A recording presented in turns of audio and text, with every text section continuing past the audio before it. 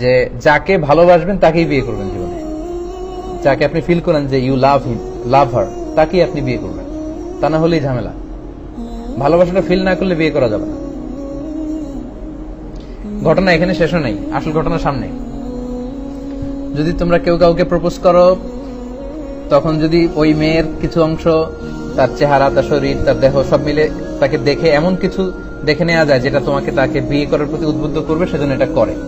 এই হাদিস শুনে জাদা আবু দাউদ উনি অতিরিক্ত বর্ণনা করেন যে কলা জাবের বলল ফা খতাবতু জারিয়াতান, এরপর একটা মেয়েকে আমি প্রপোজ করলাম, ফাকুনতু আতাখাব্বাউ লাহা, এরপর প্রপোজ করার পর থেকে আমি তার জন্য লুকিয়ে লুকিয়ে তার দেখতাম।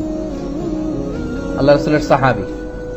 হাত্তা রাআইতু মিনহা, এরপর আমি তার এমন কিছু দেখে নিলাম, মা দাআনি ইলা নিকাহিহা, যেটা তাকে বিয়ে করার জন্য আমাকে পাগল পারা করে দিল, মানে আমার খুব মন চাচ্ছে আমি তাকেই বিয়ে করি। ফাতাযাওয়াজতুহা, অতঃপর আমি